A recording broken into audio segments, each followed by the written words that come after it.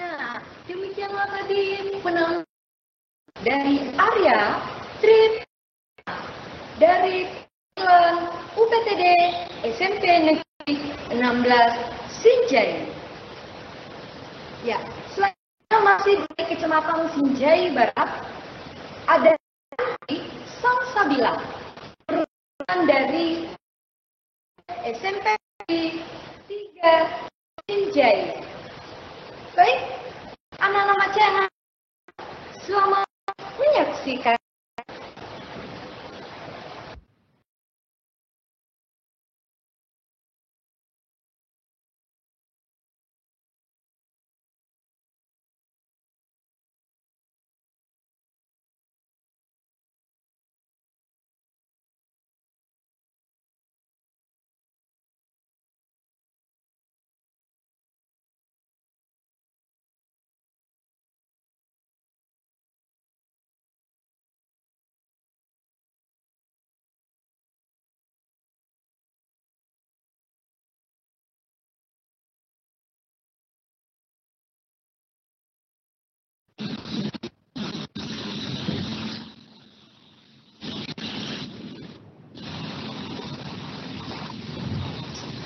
Yang terhormat Kepala Kejaksaan Negeri Kabupaten Sinjai, yang terhormat Kepala Dinas Pendidikan Kabupaten Sinjai, yang terhormat Kepala Dinas Pariwisata Kabupaten Sinjai, yang terhormat Bapak dan Ibu Panitia Lomba, yang terhormat para Dewan Juri, yang terhormat teman-teman Lomba Pidato Kejari, para hadirin yang saya hormati pula.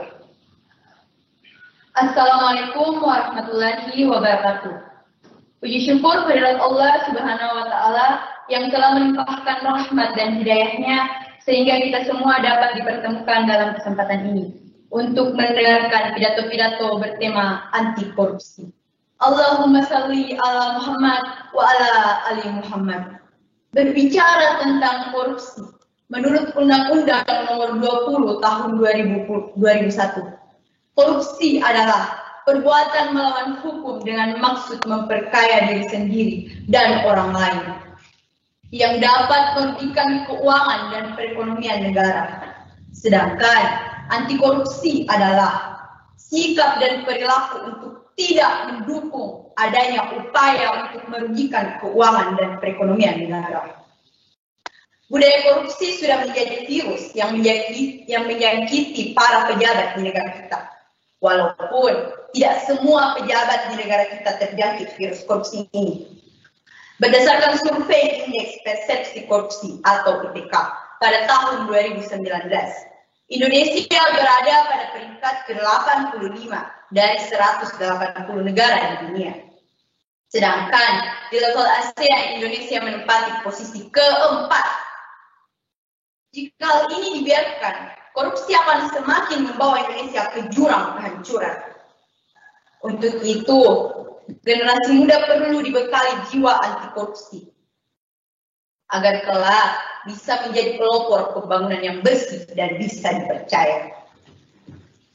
Ditanamkannya pendidikan dan pembiasaan anti korupsi bagi generasi sedini mungkin bertujuan agar semua generasi memiliki jiwa anti korupsi dan berlaku jujur dalam kehidupannya. Jiwa anti korupsi inilah yang akan menjadi benteng bagi mereka untuk tidak melakukan perbuatan korupsi jika mereka sudah dewasa kelak. Generasi muda juga harus tahu mana yang kepentingan pribadi, kepentingan publik, dan kepentingan kelompok. Seperti contoh, kita terbiasa menyobek buku pelajaran.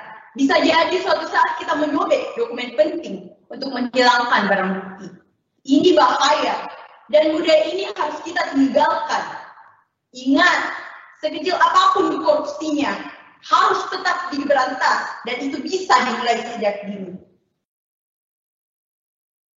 Hadirin yang saya hormati, ada 9 nilai integritas yang berusaha ditanamkan pada generasi muda bangsa agar mampu mengontrol dirinya untuk tidak melakukan korupsi. Nah, Disinilah peran orang tua, keluarga, pengasuh, pendidik, dan para pemerhati anak untuk menanamkan nilai tersebut sejak anak kecil. Ajari anak untuk tidak mengambil milik orang lain. Biasakan meminta sebelum meminjam sesuatu. Tidak menyontek, tumbuhkan kebanggaan saat ia berhasil dan dengan upayanya sendiri. Dapat pula kita tekankan untuk berkata jujur dan membiasakan anak bercerita secara terbuka. Ajari mengakui kesalahannya dan selalu tepati janji kepada anak. Dan berilah apresiasi dan rasa bangga kepada anak ketika nilai ujian tersebut diperoleh dengan cara tidak mencontek. Hal tersebut dilakukan agar seorang anak termotivasi ketika melakukan suatu hal yang diperoleh dengan cara tindakan yang jujur. Ajarkan anak untuk merasa cukup dengan apa yang dimiliki. Misalnya, setiap anak ingin membeli sesuatu, ingatkan bahwa ia sudah punya di rumah. Biasakan membeli yang baru jika kita membutuhkan, bukan menginginkan. Tekankan bahwa yang penting bukan baru atau bagusnya sebuah barang, tapi fungsi dan manfaatnya. Jika anak menghadapi masalah, jangan langsung dibantu. Beri kepercayaan dan dukungan bahwa ia bisa menghadapi masalahnya sendiri. Misalnya, mengikat tali sepatu, naik sepeda, dan lain sebagainya. Biasakan pula anak tidak selalu memilih jalan pintas. Misalnya, kita sebagai anak ingin mendapatkan nilai bagus, nilai yang tinggi. Otomatis kita harus belajar dengan giat, bukan dengan cara mencontek, karena itu adalah tindakan yang tidak jujur. Hadirin sekalian, anak perlu diajari tentang konsekuensi.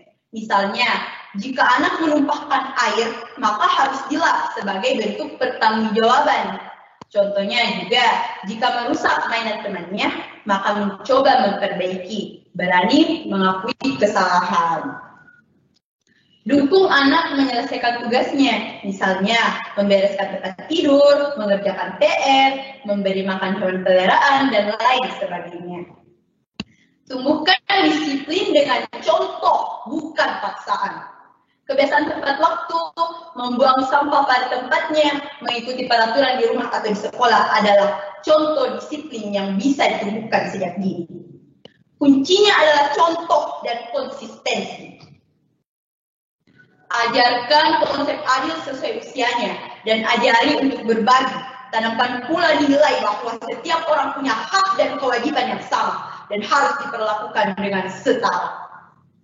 Kita bisa menjadi contoh saat berinteraksi dengan bibi dan tukang kebun di rumah, dengan keluarga maupun dengan rekan kerja. Semua diperlakukan dengan sama atau dengan setara. Oleh karena itu, marilah kita sebagai generasi muda, kita berjuang dan bangkit melawan korupsi. Bukan bangkit dari tempat tidur, tapi bangkit dari kesadaran sendiri, norma moral dan agama. Memang tidak mudah untuk menumbuhkan generasi anti korupsi, tapi dengan komitmen nasional yang kuat, mencegah dan memberantas korupsi bukanlah hal yang sulit. Mulailah dari diri sendiri, mulai dari yang paling kecil, dan mulailah dari sekarang. Katakan tidak untuk korupsi, karakter baikku lawan korupsi. Salam baca, akhir kata, wassalamualaikum warahmatullahi wabarakatuh. Assalamualaikum.